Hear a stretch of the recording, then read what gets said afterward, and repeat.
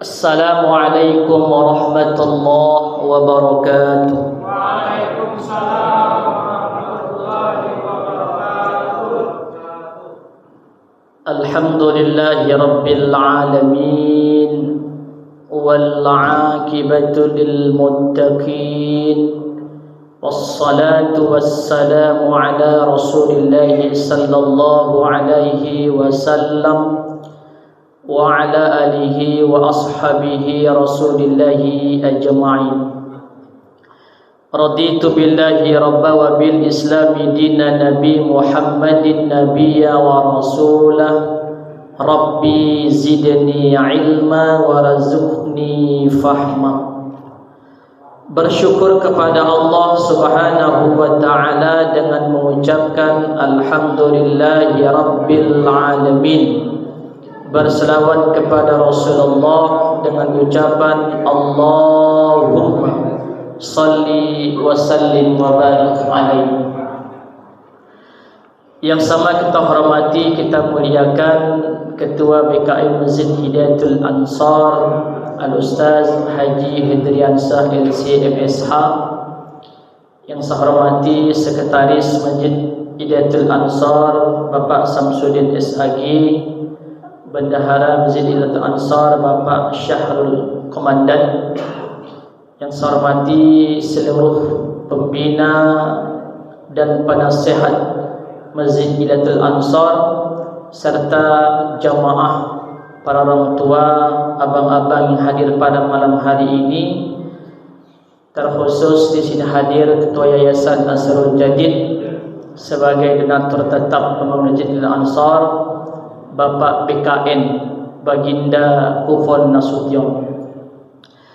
Semoga pertemuan kita pada malam hari ini mendapatkan keberkahan dan ridha dari Allah Subhanahu wa taala. Amin ya rabbal alamin. Malam hari ini kita berada di 20 Syawal 1444 Hijriah. Artinya sudah 20 hari Ramadan meninggalkan kita. Bulan yang penuh keberkahan, Syahrul Mubarak, Syahrul Maghfirah. Oleh karenanya, maka sebelum Ramadan meninggalkan umat Islam, ada kenang-kenangan, ada 3 pendidikan diberikan Ramadan kepada kita. Artinya setelah Ramadan ini berlalu, Ramadan meninggalkan 3 pendidikan kepada umat Islam. Artinya Ramadan inginkan kita menjadi yang terbaik di hadapan Allah Subhanahu wa ta'ala. Pendidikan yang pertama Ramadan berikan kepada kita adalah Ramadan inginkan kita menjadi pribadi yang la'allakum tattaqun. Itu yang pertama. Menjadi manusia, menjadi pribadi-pribadi yang bertakwa kepada Allah Subhanahu wa ta'ala. Takwa itu mengerjakan segala perintah Allah dan meninggalkan segala larangan Allah Subhanahu wa ta'ala. Maka sejatinya setelah kita menghabiskan Ramadan 1 bulan penuh, pada akhirnya pasca Ramadan ini kita ingin kembali fitrah, mengerjakan segala perintah Allah dan meninggalkan segala larangan Allah Subhanahu wa ta'ala. Namun ketika umat Islam habis Ramadan masih melakukan kesalahan dan kehilapan di hadapan Allah, berarti dia belum menjadi orang yang bertakwa kepada Allah Subhanahu wa ta'ala.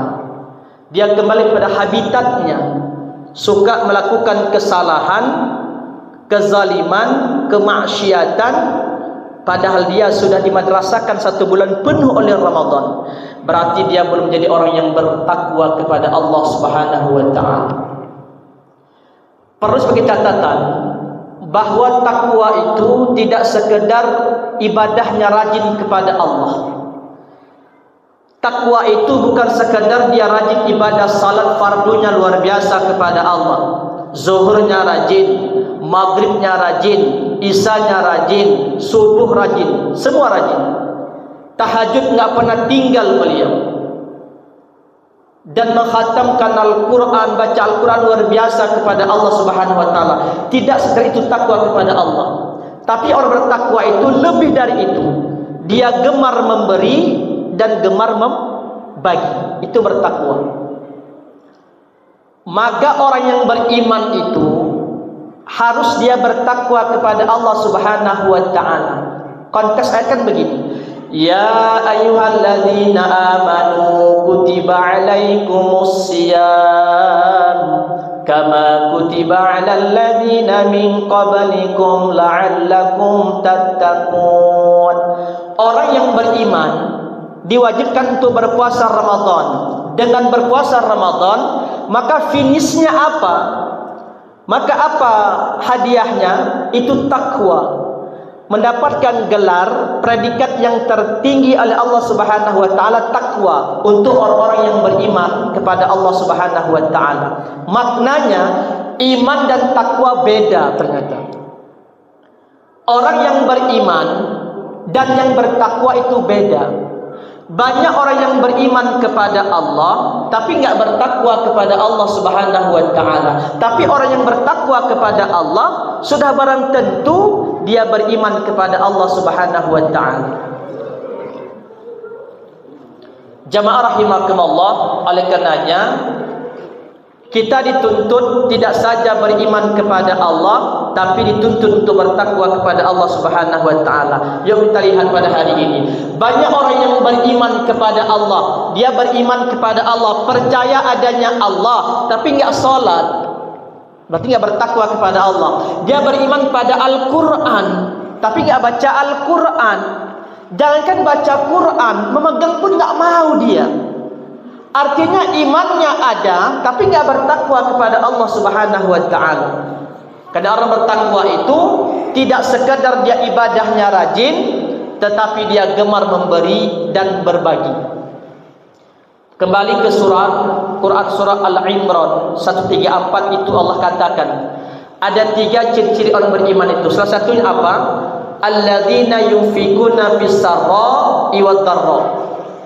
Menginfakkan, mensedekahkan hartanya di lapang maupun sempit. Itu orang yang beriman, itu yang bertakwa kepada Allah Subhanahu wa ta'ala.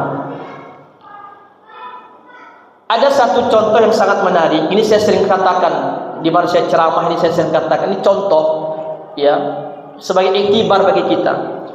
Ada seorang hamba yang taatnya luar biasa kepada Allah. Kalau bapak-bapak salah kalah taatnya kepada Allah, kita kalah taatnya kepada Allah.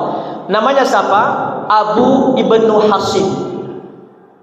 Taatnya kita kalah. Abu Ibnu Hasim itu tidak pernah meninggalkan satu waktu sholat kepada Allah. Zuhur, asar, maghrib, isya, subuh itu hal yang biasa bagi beliau.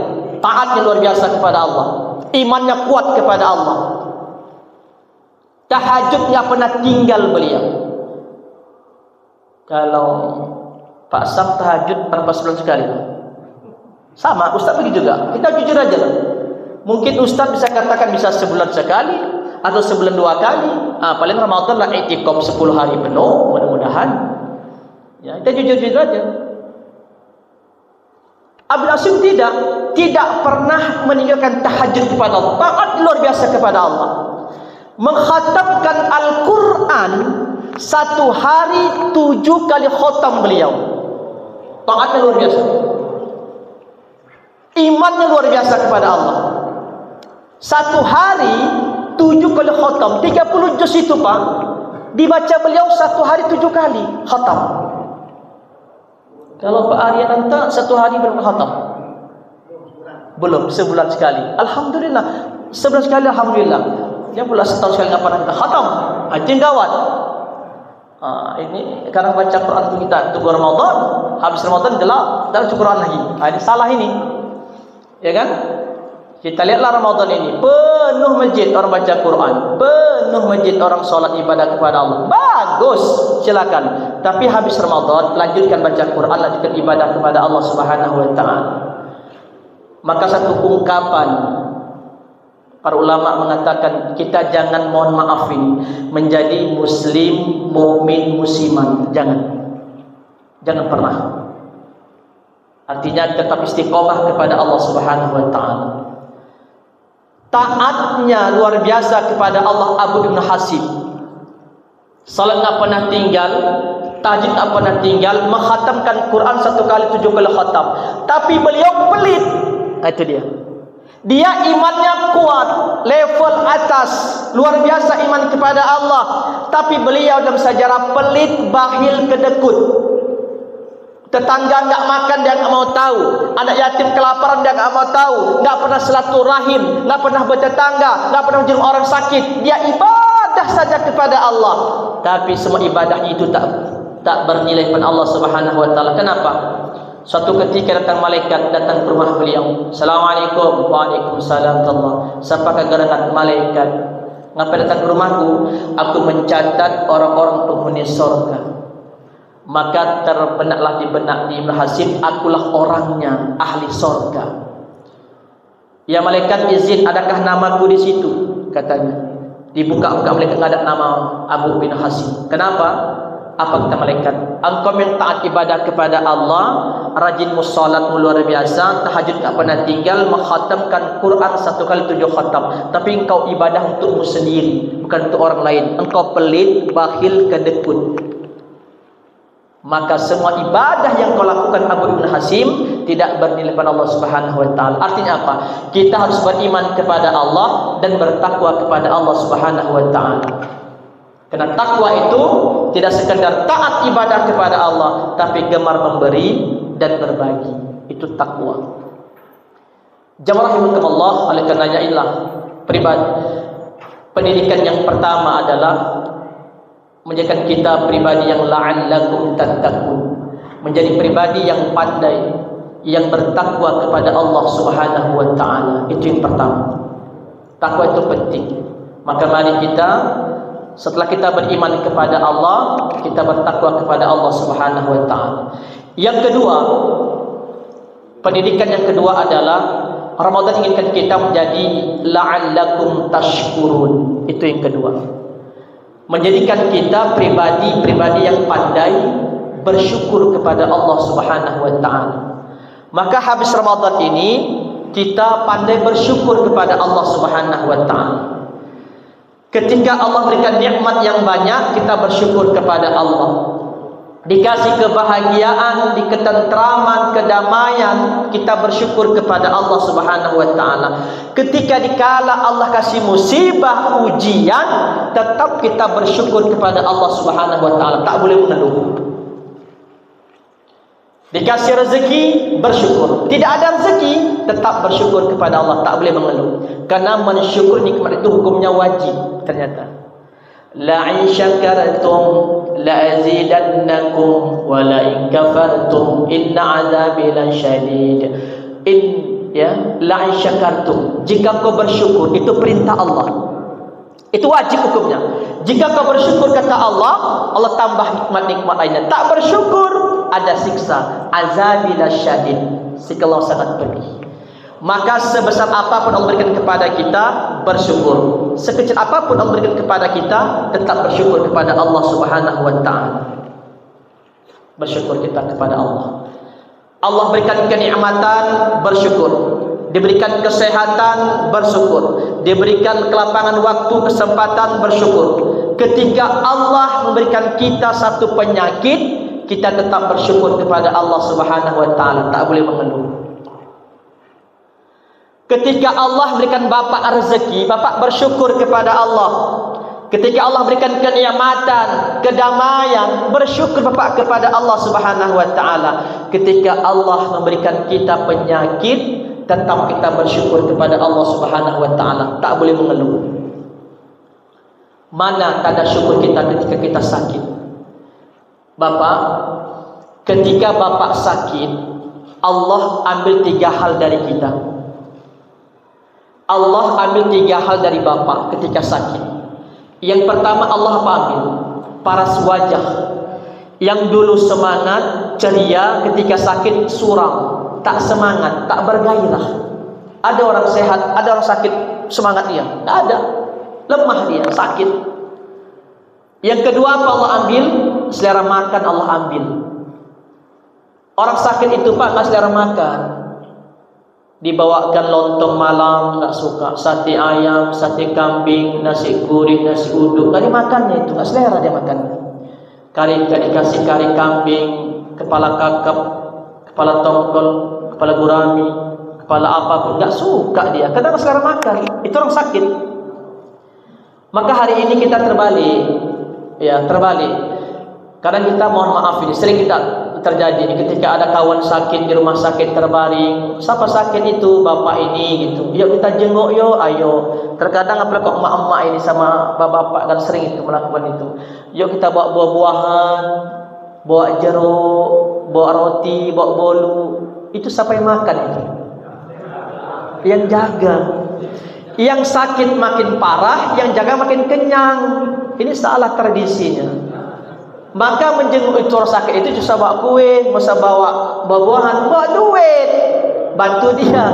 Kalau dia BPJS selamat, kalau BPJS karam dia, maka bantu dengan uang. Maka berkunjung itu Pak waktu sehat. Misalnya Bapak mau ke rumah Ustaz, ini kan hal lebih halal. Jangan menunggu Ustaz keluarkan kue, Bapak bawa anak bolu, bawa roti, makan sama-sama kita. Kan aman sikit. Jangan Ustaz masak lagi, ya tumpurlah Ustaz. Sekali mulia kan boleh juga Pak Muklis ya. Nanti Pak Muklis tahap 8 bawa nasi, nanti tahap 7 nanti bawa kari kambing, tahap 7 sana bawa sate. Antar ke Ustaz makan sama-sama, berkah. Jangan tunggu sakit, tak sakit yang makan yang jaga. Ini tradisi kita pada hari ini salah. Jalan ya. Jadi kalau mau kunjung rumah orang sehat, ya sehat. Itu yang kedua. Bersyukur kepada Allah Subhanahu Wa Taala. Oleh karenanya mari, ketika umat ini kan banyak mengeluhnya pada hari ini. Ketika dikasih musibah, dia kadang tak siap kepada Allah. Dikasih ujian tak siap kepada Allah. Yang ketiga apalagi Allah ambil? Dosa-dosa kecil Allah ambil. Ketika bapak ibu disembuhkan Allah Subhanahu Wa Taala, ketika bapak disembuhkan Allah Subhanahu Wa Taala, Allah pulangkan 2, 1 tidak. Ini kita bersyukur kepada Allah ketika sakit. Mana Allah pulangkan?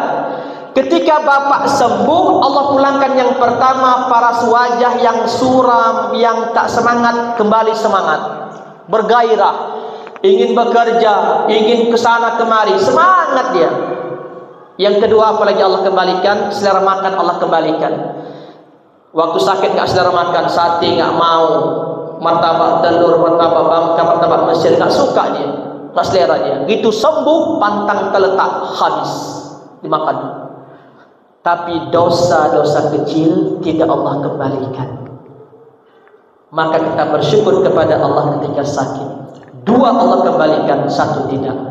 Dosa mata tidak Allah kembalikan, dosa telinga, dosa lisan, dosa hati, dosa tangan, dosa kaki terjaga itu semuanya. Bayangkan bapak kalau 1 bulan opname di rumah sakit maupun di rumah sakit waktu di rumah kita di opname, bayangkan dosa mata terjaga, dosa lisan terjaga, dosa pendengaran terjaga, dosa hidung terjaga, dosa hati terjaga semuanya. Karena mohon maaf kita 1 langkah keluar rumah itu dah penuh dosa itu. Apalagi mata ini, ya. Mata ini luar biasa. Melihat yang tak baik berdosa, ya. Melihat yang maksiat berdosa, mendengarkan ghibah, fitnah sudah berdosa, tangan yang menggunakan hal yang tak baik berdosa, banyak dosa. Maka ketika sakit ini terjaga semuanya. Maka kita bersyukur kepada Allah ketika sakit, tak perlu kita mengeluh kepada Allah Subhanahu Wa Taala. Itu yang kedua, menjadi pribadi la'allakum tashkurun, menjadi orang yang pandai bersyukur kepada Allah Subhanahu Wa Taala.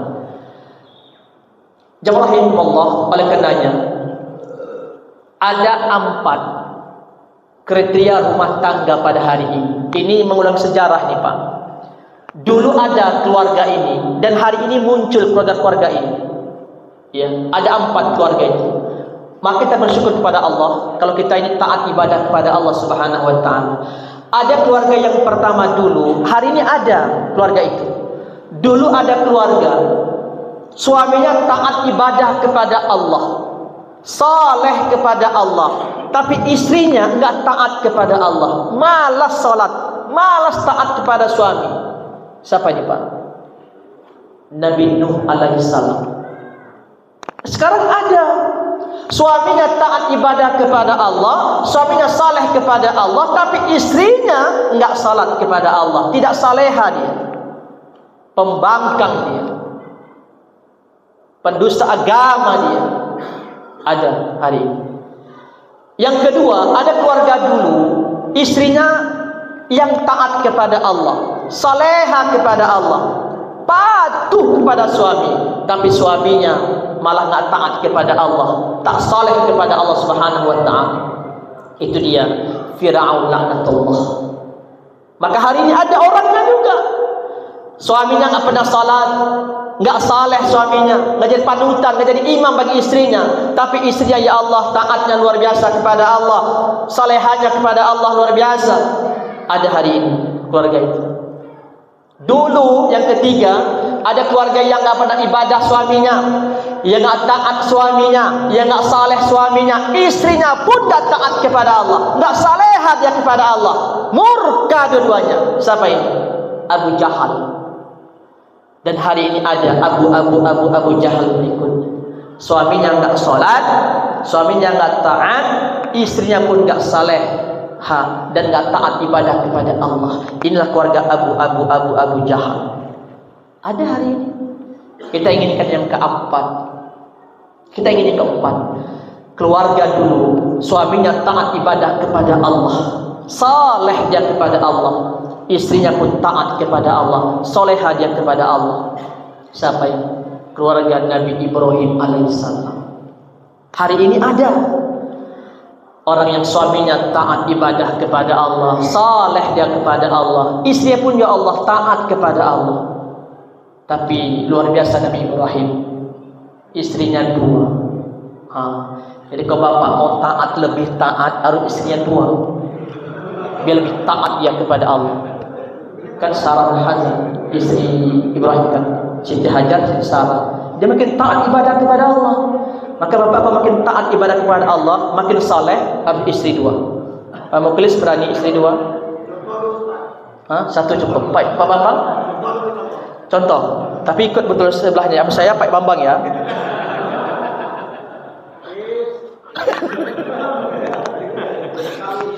Mau dua campaklah periuk rumah tu kelompang, kawin lampangnya, aku potongnya banget dia. Nggak bisa kita. Tapi Ibrahim luar biasa. So istrinya dua, taatnya luar biasa kepada Allah, istri pun taat kepada Allah Subhanahu Wa Taala. Maka kita ingin kepada hari ini, ada keluarga hari ini, suaminya luar biasa ke masjid rajin, salehnya luar biasa, istri pun rajin ke masjid. Maka oleh karena mari kita jangan jadi yang ketiga, suami enggak salat, istri pun enggak salat. Jangan. Minimal kalau kita salat, istri enggak salat, kita ajarkan dia salat ibadah kepada Allah Subhanahu wa taala. Ingat, karena istri itu lihat imamnya. Kalau imamnya saleh, imamnya taat, maka makmumnya juga taat dan saleh. Itu pasti. Apa yang dibuat imam, itu dibuat makmum. Kalau makmumnya orangnya baik, imamnya baik, suaminya baik, saleh, taat, maka istrinya pun akan kelamaan akan taat dan salehah kepada Allah. Itu pasti. Karena buah itu tak jauh dari jatuh dari pohonnya, kecuali buah burung jauh dia. Jatuh buah burung mana? Itu katanya mari. Kita senantiasa mengajak anak-anak kita tetap istiqamah kepada Allah Subhanahu wa taala. Itu yang kedua, menjadi pribadi yang la'allakum tashkurun, menjadi pribadi yang pandai bersyukur kepada Allah Subhanahu wa taala. Terakhir, jam 9 pas kita selesai musaha malam kita. Setengah jam saja sesuai standar mata kuliah 2 SKS. Dah selesai. Karena kalau lama-lama ini ustaz-ustaz dalam lokal kan lama-lama muak juga kan ustaz. Ustaz Usliah juga ceramah yang Ramadan ustaz, subuh ustaz, malam ustaz, muak kami juga. Gitu kan. Hari ini kita buat apa ya? Berduka cita. Dua berturut-turut sahabat kita ya, ustaz-ustaz yang kondang Kota Medan setelah dulu kita. Ya. Ini sebagai iktibar bagi kita, Pak. Ya, Rabu kemarin Al Ustaz Haji Balian Abdul Haq LC. Beliau meninggal dunia. Ya. Beliau meninggal dia. Beliau Jumat khatib di Hakim, tak bisa hadir beliau, diganti oleh VI. Minggu beliau tak bisa hadir ceramah juga di Nurul Hakim subuh. Ustaz minta saya gantikan beliau di Nurul Hakim minggu subuh kemarin. Rabu kemarin beliau meninggal dunia. Sakit tak panjang, tak sakit, tak panjang sakit beliau. Sehat beliau. Tidak sudah waktunya Allah panggil beliau. Yang kedua almarhum Jauhari Marpau. Ya, beliau masih usia yang muda, 43 sama dengan saya. Ya, ini meninggal banyak 43, Zahir Marpau 43, Mukhlis Mubarak 43. Maka Mukhlis ini ya, al-ustaz ya. Ustaz ini kan bukan ustaz. Muslim Barak 3, Sal Azhar 43. Kemudian Ustaz Padi Pilhat 43. Kemudian banyak ustaz-ustaz yang 40 ke atas. Kita khawatir juga ini Ustaz Izan Sah Ustaz Kumpul 40 nih kan. Hati-hati juga kita ini. Ya, karena meninggal 40 semua. Ada 40. Agak-agak ragu juga saya jadi mak. Biarlah saya belakang bapak duluan lah ya. Atau bapak-bapak yang belakang saya bapak-bapak duluan, saya belakangan. Itulah saya belakang. Salah tadi itu. Ya, kita tekan ya, luar biasa ya Allah. Ya, maka oleh karena kita jagalah kesehatan, kita keafiatan, makan kita jaga, olahraga kita jaga. Karena mati itu enggak nunggu sakit. Ternyata mati itu enggak nunggu sakit. Tidak nunggu kita terkapar, tidak nunggu kita koma, tidak. Al-Ustaz Haji Muhammad Ja'far Matondang Al-Hafiz MHI 1 minggu di ruang ICU jantung. 1 minggu keluarga dan nangis semuanya. Saya jenguk ke sana, ya Allah, saya bilang Ja'far, saya ada Ja'far ya, saya bilang alhamdulillah sembuh beliau Ramadan. Alhamdulillah. Jauhari Marpau enggak ada opname, tidak ada apa-apa. Jantung beliau kejang-kejang, ngorok, bapak saudari meninggal dunia. Sebentar aja beliau. Ya Allah. Maka kematian itu enggak nunggu kita sakit.